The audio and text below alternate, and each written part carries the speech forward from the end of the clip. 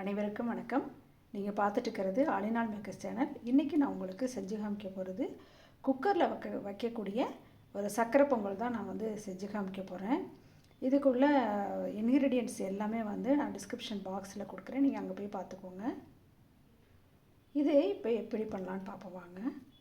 இப்போது சக்கரை பொங்கல் தயார் பண்ணுறதுக்கு ஒரு குக்கரில் 1 கப்பு பச்சரிசி எடுத்துகிட்டு அதுக்கு 1/2 கப்பு பாசிப்பருப்பு, அதை ஒன்றும் வறுக்கலை ஒன்றும் பண்ணல, ப்ளைனாகவே அப்படியே ரெண்டும் சேர்த்துட்டு 3 தடவை நான் வாஷ் பண்ணிவிட்டு நம்ம எந்த கப்பில் நம்ம மெஷர் பண்ணுறோமோ அதே கப்பில் 4 கப்பு தண்ணி ஊற்றிருக்கேன்.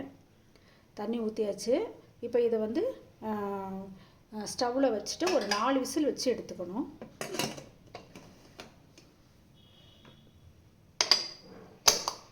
நாலு விசில் விட்டு எடுத்துக்கலாம். இப்போ குக்கர் வச்சாச்சு ஸ்டவ்வில். 4 விசில் வர்றதுக்குள்ளே நம்ம பாகு ரெடி பண்ணிக்கணும். பாகுக்கு 1/2 கப்பு வெல்லம் எடுத்திருக்கேன். நம்ம அரிசி எடுத்த கப்லேயே 1/2 கப்பு வெல்லம் எடுத்திருக்கேன். இதில் ஒரு 1/2 கிளாஸ் தண்ணி ஊற்றிக்கலாம்.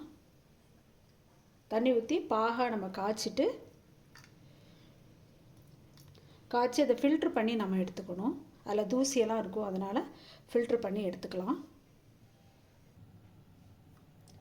இப்போது குக்கரில் விசில் போடுறதுக்கு முன்னாடி 1/2 கிளாஸ் பால் ஊற்றிக்கலாம். இப்போது பால் ஊற்றினா டேஸ்ட்டு ரொம்ப நல்லாயிருக்கும், அதனால் பால் ஊற்றிட்டு இது நான் ஒரு 5 நிமிஷம் வச்சுருந்துட்டு அதுக்கப்புறம் தான் நான் குக்கர் மூடி போட்டு மூட போகிறேன்.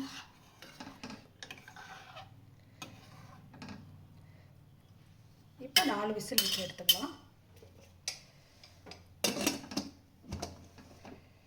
4 விசில் விட்டுட்டு இப்போ ப்ரெஷர் அடங்கியிருக்கு. இப்போ எப்படி இருக்குன்ட்டு பார்ப்போம்.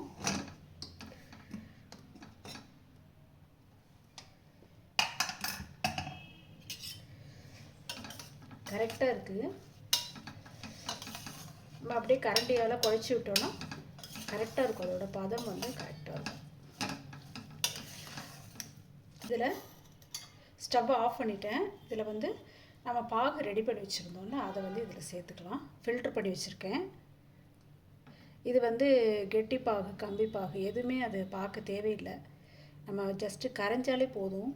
கரைஞ்சோடனே ஃபில்ட்ரு பண்ணிவிட்டு நம்ம இதில் சேர்த்துக்கலாம்.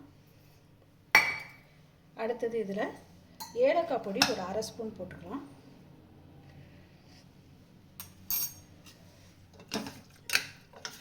போட்டு நல்லா மிக்ஸ் பண்ணி விட்டுக்கணும். ஸ்டவ்வை ஆன் பண்ணியாச்சு. இப்போ நல்லா கிளறி விட்டுக்கலாம்.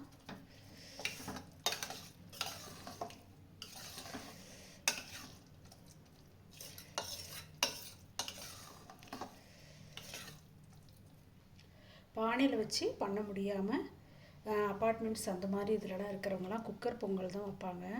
அதுக்காக தான் இந்த வீடியோ போட்டிருக்கேன். இது ரொம்ப ஹெல்ப்பாக இருக்கும் உங்களுக்கெல்லாம். இப்போ நல்லா கிளறியாச்சு, கரெக்டாக இருக்குது. இப்போ முந்திரி பருப்பு, திராட்சை எல்லாமே நம்ம இப்போ தாளிச்சிக்கலாம்.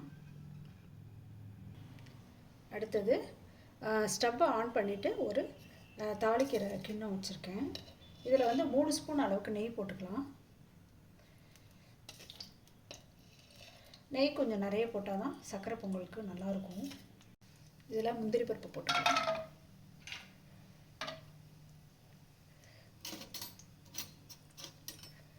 முந்திரி பருப்பு கொஞ்சம் ப்ரௌனாக வரணும். வந்ததுக்கு அப்புறம் நம்ம திராட்சை போடணும்.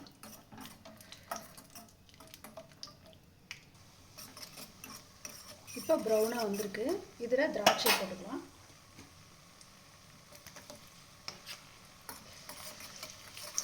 மீடியம் ஃப்ளேம்லேயே வச்சுட்டு திராட்சை போடணும். இப்போ ஸ்டவ் ஆஃப் பண்ணிக்கலாம். ரெடி ஆகிடுச்சு. ஸ்டவ் ஆஃப் பண்ணிக்கலாம். முந்திரி பருப்பு வறுத்ததை இதில் கொட்டியாச்சு. இப்போ இதை நல்லா கிளறி விட்டுக்கலாம். அவ்வளோதான். அருமையான ரொம்ப டேஸ்டான கோவில் சக்கரை பொங்கல் மாதிரியே இருக்கும். இது